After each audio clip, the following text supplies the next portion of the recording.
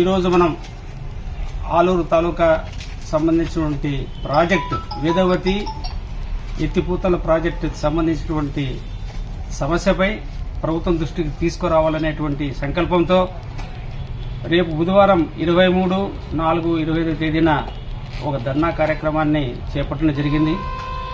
దీనికి సంబంధించి ఒక 4 మాటలు చెప్పాలా. ఈ వేదవతి ప్రాజెక్ట్ అనేటువంటిది ఆలర్వి మండలంలో స్టార్ట్ అవుతుంది. మేమంటాము రాయలసీమకు సంబంధించి ఆలరుకున్న అవినాభ సంబంధం చెప్పాలా. శ్రీబాగ్ ఉడంబడికి సంతం చేసిందంటే మన ఆలరు సీతారామరెడ్డి ఉన్నాడనేది మనం గుర్తుపెట్టుకోవాలా. ఆ ఆలరు సీతారామరెడ్డి మన ప్రాంతం వాడని గర్విస్తూ ఈ 70 ఏళ్ళు నిర్లక్ష్యానికి గురైనటువంటి ఈ ప్రాజెక్టు మోక్షం వచ్చి 9 ఏళ్లైనా కూడా నత్తనడకన సాగుతూ ఉంది అనే దాని మీద స్పందించడం కోసం, ప్రజల్ని చైతన్యపరచడం కోసమే మేము 23 ధర్నా పెట్టి ఒక 2-3 రోజులు గ్రామాల్లో కూడా పర్యటించడం తెలుసుకున్నాం. ఈ సందర్భంగా మేము మనవి చేసేది ఏమిటంటే, రైతులకు ఒక్కటి మనవి చేస్తున్నాం.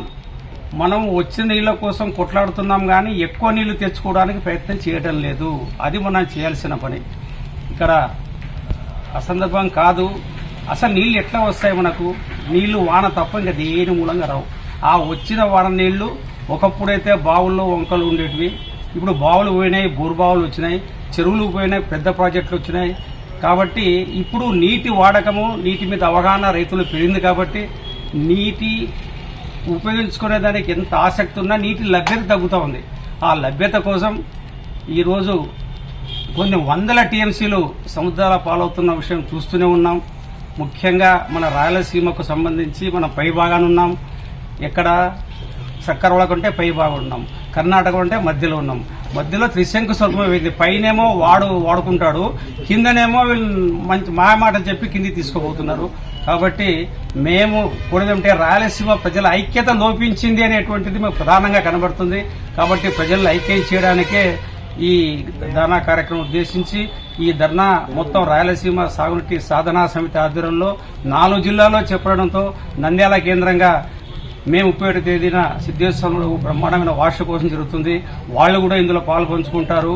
అనంతపురం జిల్లా వాళ్ళు, కర్నూలు జిల్లా వాళ్ళు అందరూ కలిసి మనకు రావాల్సిన కృష్ణా నది, కృష్ణా జలాల వాటా మనం వాడుకోవాలా. ఇంకొకటి చెప్పాలా, కేసీ కెనాల్ నుంచి మనము ఇవ్వాల్సిన నీళ్లు 30 టీఎంసీలు సార్, కానీ 100 టీఎంసీలు ఈరోజు మనం కిందికి ఇస్తున్నాం. శ్రీశైలంలో పడుతున్నాయి, మళ్ళీ అక్కడ పోతున్నాయి. ఈరోజు ఒక్క మాట అంటాను, ముఖ్యమంత్రి గారు మళ్ళీ నిన్న చెప్పి 44,000 ఎకరాలు అదనంగా తీసుకుంటున్నానంట. దేనికి? అమరావతికి. సంతోషం, నువ్వు తీసుకో. కానీ ఇక్కడ ప్రాజెక్టుకు బడ్జెట్ కేటాయించకపోవడం అనేది కొంచెం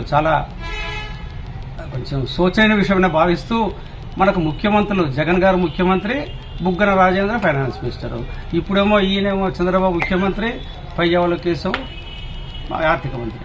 ఇద్దరు రాయలసీమ వాళ్లే. మన రాయలసీమ వాళ్ళు అయినప్పుడు మన రాయలసీమ ప్రదేశాల పక్షపాతం చూపడం చెప్పడం లేదు. మాకు న్యాయమైన కురులు అడగాల.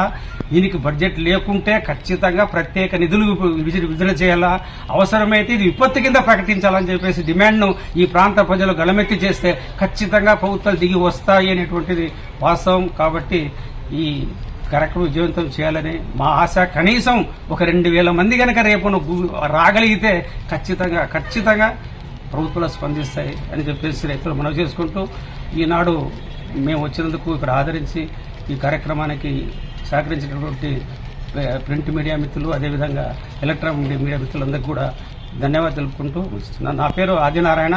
నేను వేదవతి సాగునీటి సాధనా సమితి కన్వీనర్ హోదాలో దీన్ని నిర్వహిస్తున్నాను. ఇంకా దీనికి ఫుల్ బెడ్స్ కమిటీ ఏర్పడలేదు. జై రాయలసీమ, జై